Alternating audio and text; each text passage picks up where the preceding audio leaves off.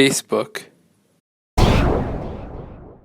Founded by Mark Zuckerberg, Facebook is one of the most underestimated companies in the world, and yet it is used by over 1 billion people.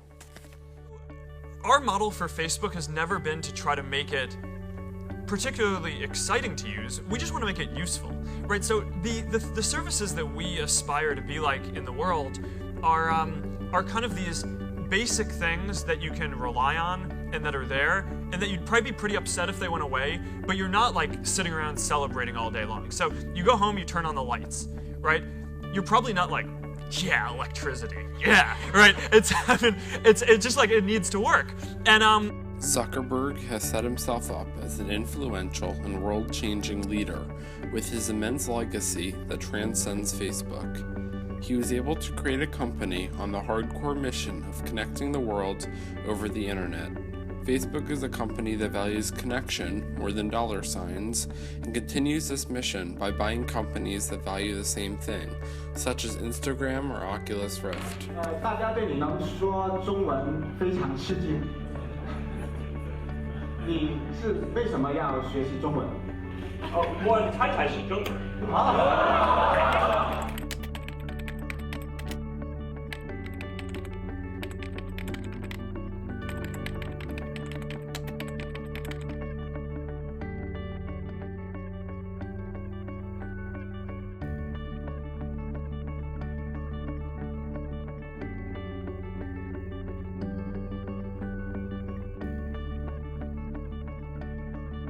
Born May 14, 1984 in New York, Mark Zuckerberg showed great technological promise from an early age. When he was 12 years old, Zuckerberg made a communications program called ZuckNet. ZuckNet was used in his dad's dentistry office so that he could communicate with the receptionist at the front desk when new patients arrived.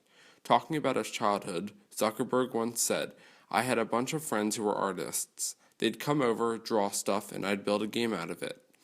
At this time, Zuckerberg began taking graduate courses at Mercy College. He was sent to high school at Phillips Exeter Academy in New Hampshire, which is a notoriously selective school to attend. He became captain of the fencing team during his time there. Throughout high school, Zuckerberg continued developing software and put together a music sharing platform known as Synapse, which was fought over by major companies such as AOL and Microsoft, and he was even offered jobs at these companies. Yet Zuckerberg declined all offers and continued to focus on education. In 2002, he graduated high school and started college at Harvard. In his sophomore year there, Zuckerberg created a software program called Course Match, which allowed fellow students to see what courses other users were taking. This allowed students to choose classes based on the schedules of their crushes. Zuckerberg also developed Face Mesh. This program showed the photos of two students at Harvard and asked you to rate them based on their looks. The administration was not too happy.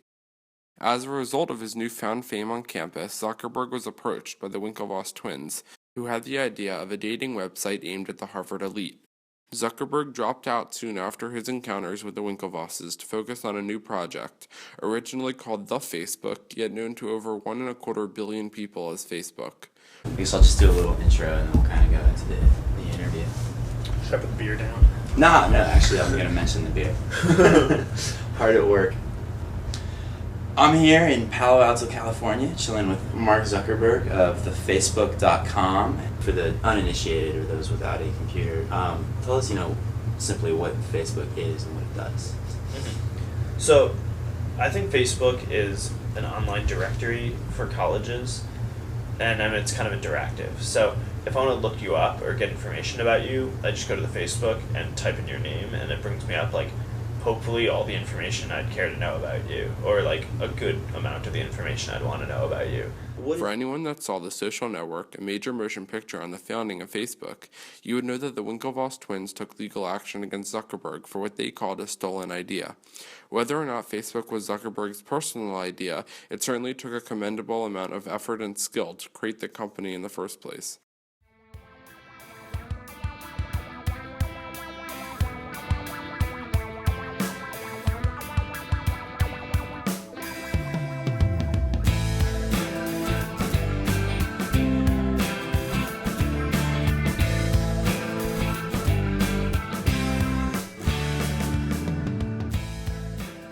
As stated before, the legacy of Mark Zuckerberg can be narrowed down to one word, Facebook, but this word means millions of things and involves billions of people.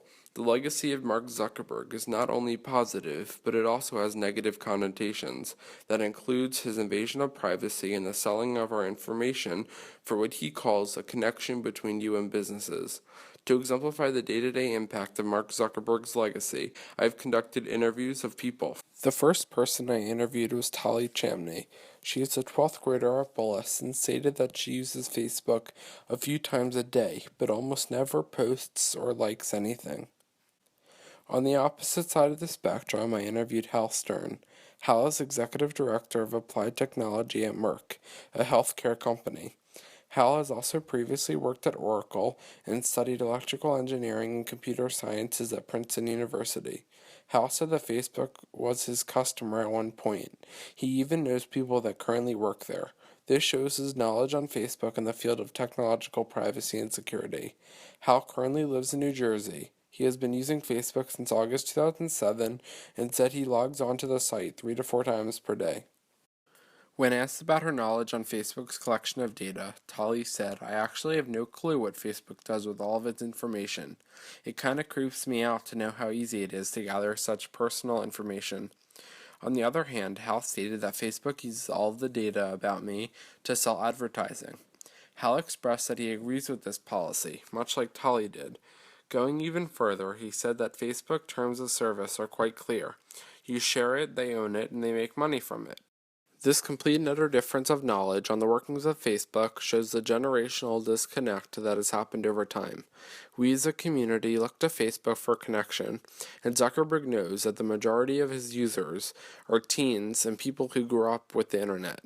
The understandable example of the importance of this knowledge is the fact that until indoor plumbing was invented, people used outhouses. There are still people in certain areas of this country that use outhouses only. Generally speaking, there is a mistrust in change. To some people, change can be scary and brings with it many questions. Same thing with Facebook. We as a generation don't know a world without the internet, and Facebook is just a better way of using it to connect. Hal said that in order to find the legacy of Mark Zuckerberg, it is important to separate the company he built from the culture of the company, from his works to do good.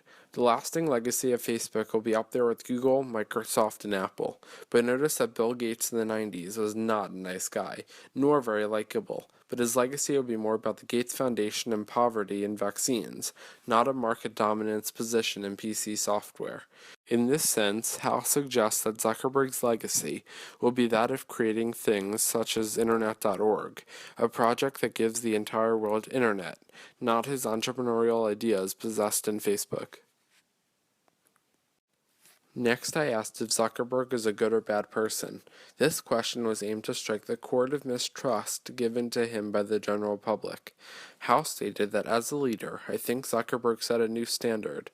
The culture he has developed at Facebook has shaped so much of how we think about building software today.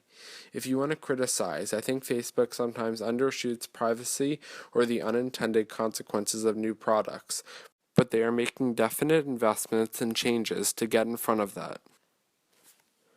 Lastly, I asked the question, do you think Facebook is like MySpace in the sense that it will become inexistent in the next few years?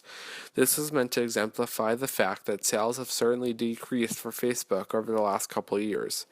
Tali thought that the answer was no, yet stated that there is always someone out there who will create the next big thing and take the country by storm. It's just a matter of when and how. Right now, Facebook is among the leading social media sites, but anything can happen. Hal said no as well, because the platform has matured and will continue to feel different.